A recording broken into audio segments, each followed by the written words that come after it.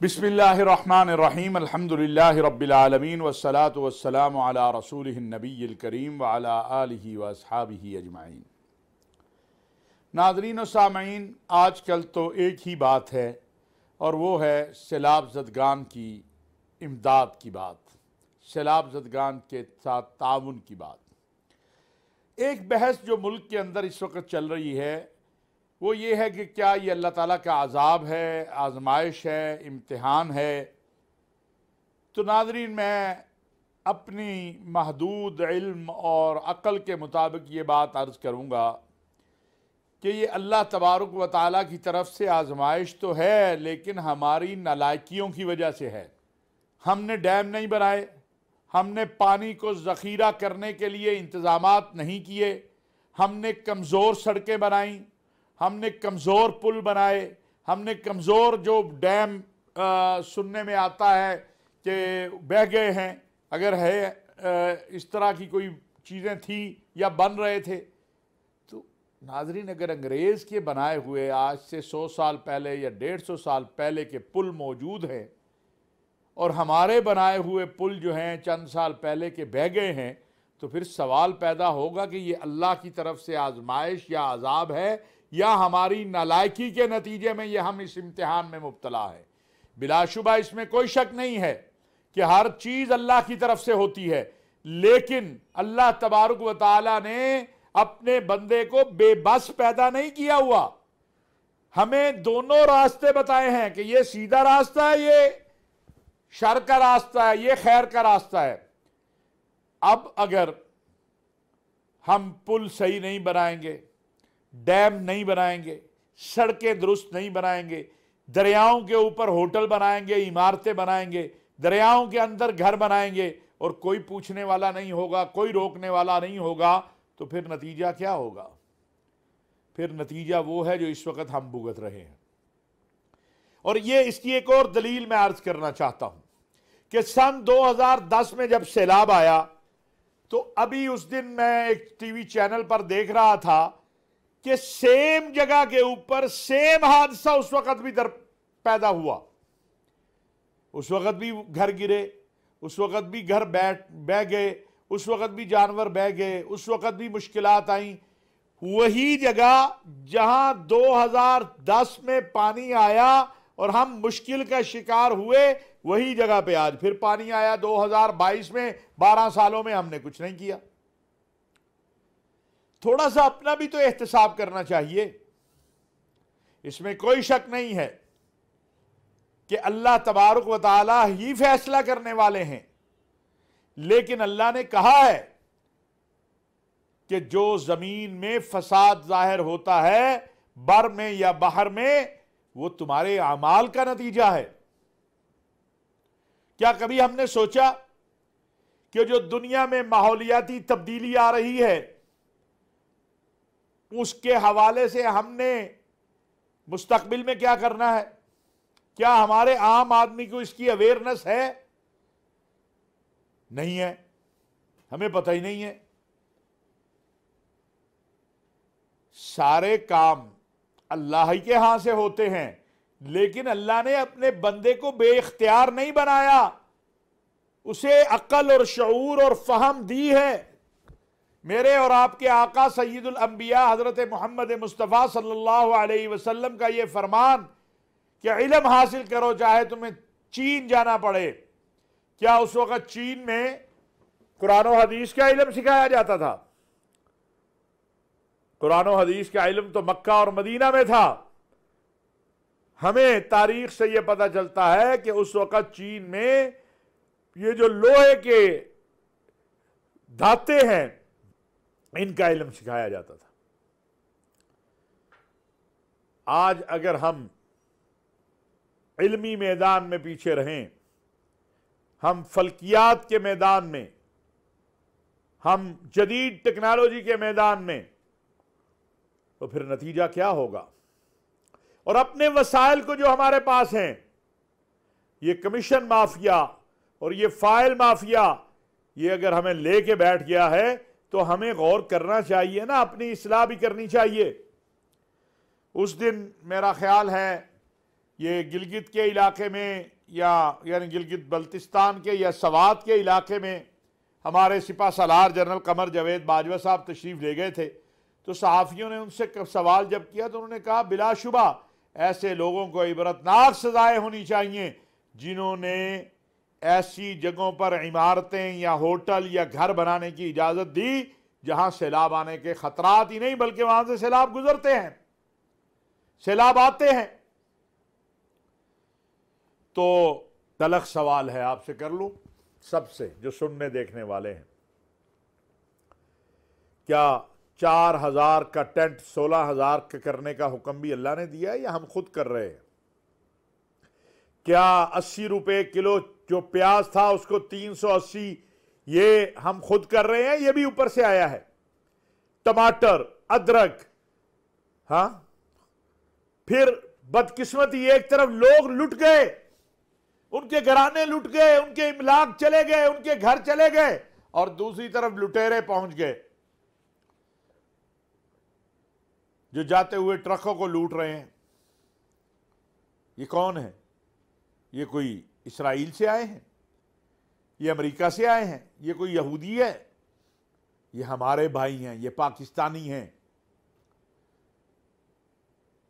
और मेरे अजीजों, अपनी इस्लाह की भी तो कोशिश करें कि हर चीज हमने बस ठीक है अल्लाह ने कर दिया। अल्लाह ने कुरान में कहा है इन्नल्लाह ला युगय्यिरु मा बिकौमिन हत्ता युगय्यिरु मा बिअनफुसिहिम।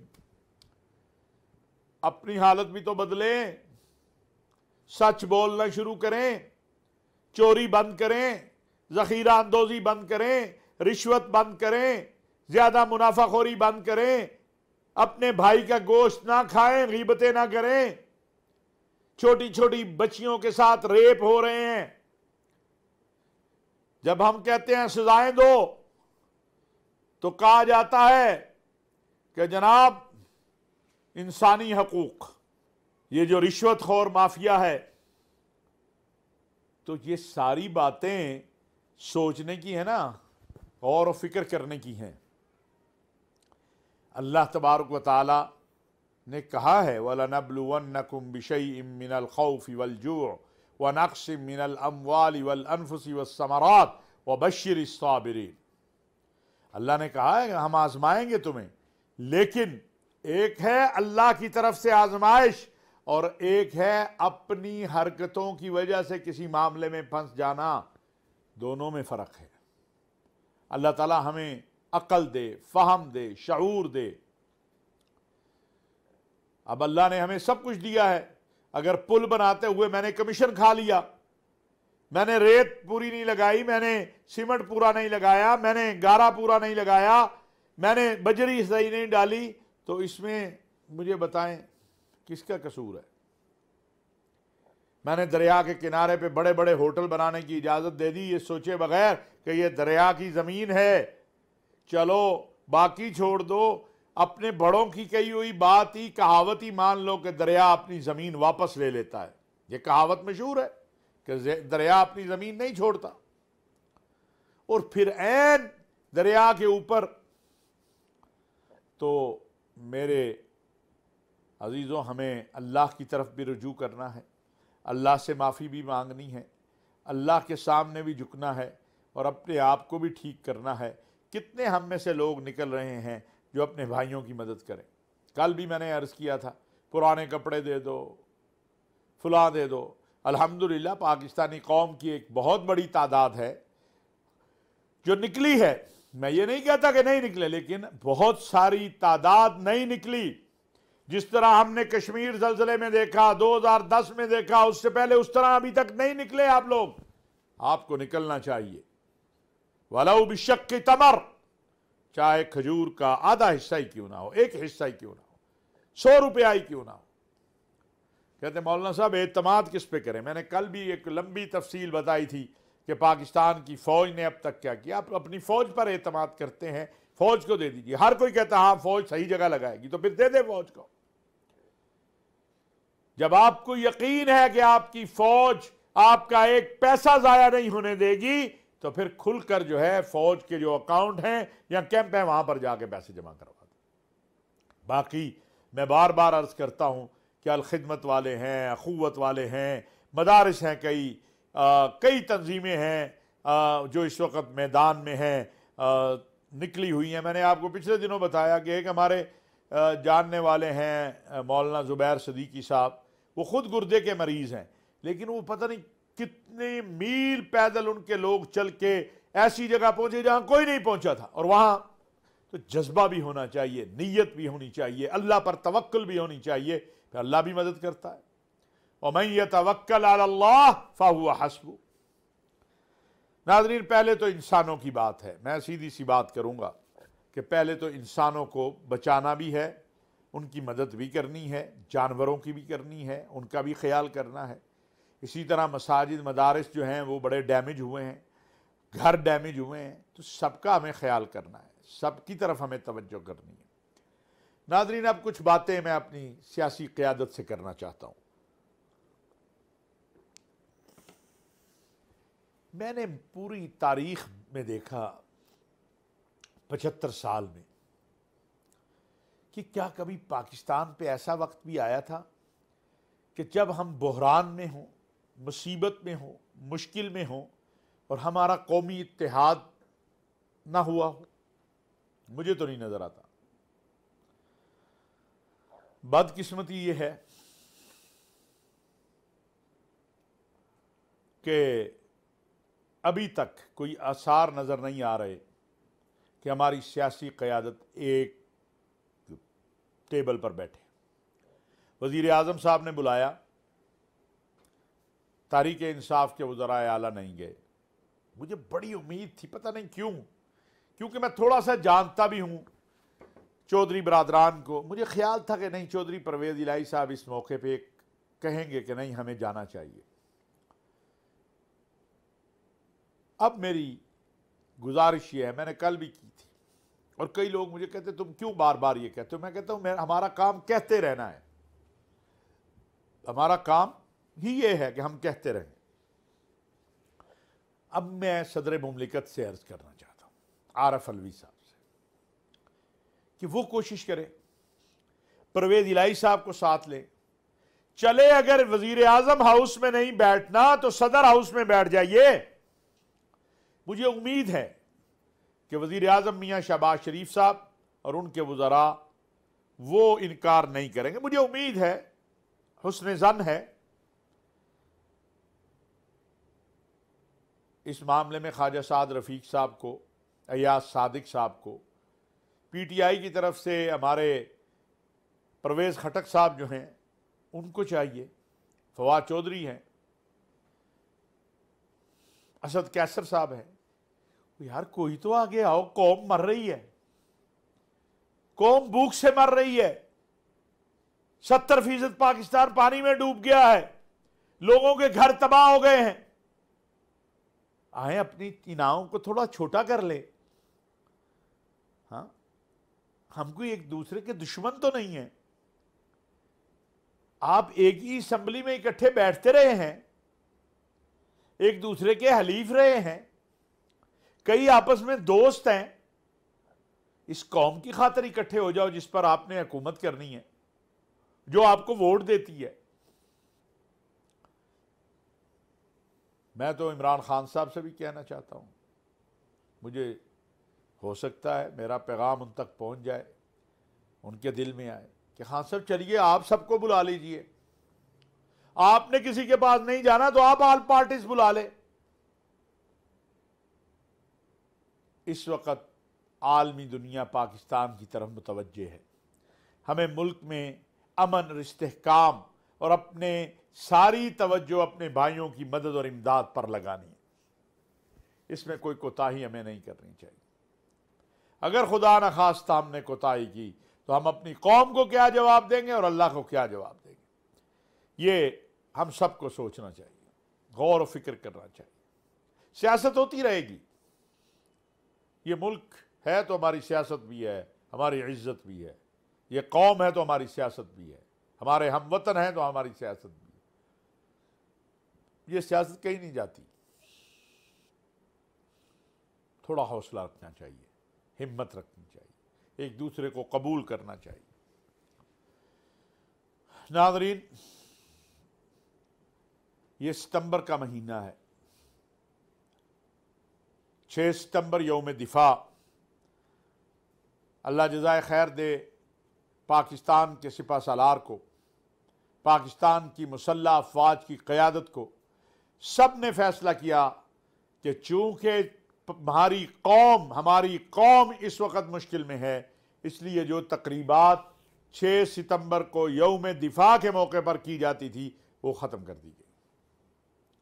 लेकिन हमें भूलना नहीं चाहिए अपने शुहदा को, अपने गाजियों को, और ये आज़म कि हमारा वतन और इसका दिफा हम अपनी औलाद, अपनी जान, अपने माल, हर चीज़ से ज़्यादा अजीज समझते हैं। ना अपने दीन पे कोई कंप्रोमाइज़ हो सकता है और ना ही अपने वतन पे कोई कंप्रोमाइज़ हो सकता है। ये हमें जहन में रहना चाहिए, हमें रखना चाहिए, हर सूरत दुनिया को बताना चाहिए। और अल्हम्दुलिल्लाह हमारा दिफा मजबूत हाथों में है। इधर उधर बातें करना, एक प्लानिंग के तहत पाक फौज के खिलाफ हर वक्त मुतहर्रिक रहना, ये कुछ लोगों का वतीरा है। यह आज से नहीं है, बड़े अरसे से। अब ये जरा सोशल मीडिया आ गया, लगता है बहुत ज्यादा है। हमारे दुश्मन किसी को लंदन में बिठा के, किसी को कहीं बिठा के, सोशल मीडिया को इस्तेमाल करके, कोई रिटायर्ड एक आध अफसर मिल जाता है जो अपना ज़मीर और अपना ईमान बेच देता है, उसको ये जिम्मेदारी दे देते हैं कि चलो अब फ़ौज के ख़िलाफ़ शुरू हो जाओ। इससे कोई फ़र्क नहीं पड़ता। पाकिस्तान की फ़ौज और कौम एक है। आपने देख लिया अभी सैलाब में, इस फ़ौज के जवानों ने, इस फ़ौज के बच्चों ने अपने हमवतनों को नहीं छोड़ा। वो पानी के अंदर, पहाड़ों के ऊपर, गारों के अंदर, हर जगह अपने हमवतनों को बचा कर लेकर आए हैं। सिर्फ अपने हमवतनों को नहीं, उनके इमलाक को भी। सिपा सलार खुद पूरे मुल्क में फिर रहा है। ये है कौम और फौज का ताल्लुक।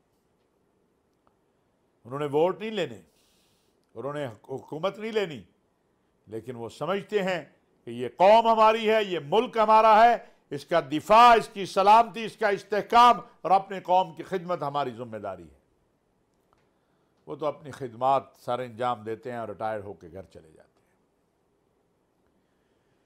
नाज़रीन, आखिर में मैं शुक्रिया अदा करना चाहता हूँ कतर की हुकूमत का और अमीर कतर का, बरतानिया की हुकूमत का, पाकिस्तान में बरतानिया के हाई कमिश्नर और पाकिस्तान में कतर के सफ़ीर के कल के दिन में जो ऐलानात बरतानिया की तरफ से आए हैं और कतर की तरफ से 2 जहाज़ और एक फील्ड हॉस्पिटल पहुंचा है, और इसी तरह मुत्तहिदा अरब अमारात की तरफ से मुसलसल सामान आ रहा है। अब तक सबसे ज़्यादा जो रिलीफ का सामान आया है वो मुत्तहिदा अरब अमारात की तरफ से आया है, चीन की तरफ से आया है, तुर्की की तरफ से आया है। तुर्की के वज़ीर दाखिला यहाँ आए हुए हैं। सऊदी अरब का मरकज़ सलेमान लिल-गासा जो है वो, और मैं आज वाज़े भी कर दूँ, वजाहत भी कर दूँ कि कुछ तस्वीरें वायरल की जा रही हैं कि जी कोई जो किंग सलमान सेंटर की तरफ से इमदाद दी गई वो ज़मीन पर पड़ी है, और वो बाज़ औक़ात हो जाता है मजमा छीना झपटी में, लेकिन इस वक्त तो एक एक दाना कीमती है और उसका एहसास हमें है। हम मशकूर हैं तमाम ममालिक के जो हमारी मुआवनत के लिए, फ़्रांस है, आगे बढ़े हैं और बढ़ रहे हैं। पाकिस्तान अकेला इतनी बड़ी कुदरती आफत से नहीं निपट सकता। ज़रूरत इस बात की है कि सब मिलकर और पूरी दुनिया हमारे साथ इसमें ताउन करे, हमारे ब्रदर इस्लामी ममालिक ताउन करें। अल्लाह तबारक व तआला जो कहा सुना उस पर अमल की तौफ़ीक अता फ़रमाए, और जल्द अज जल्द जो हमारे सैलाब ज़दगान बहन भाई हैं, अल्लाह ताला उनके लिए आसानियाँ पैदा करे और वो अपने घरों में शाद और आबाद हों। वमा अलैना इल्लल बलागुल मुबीन।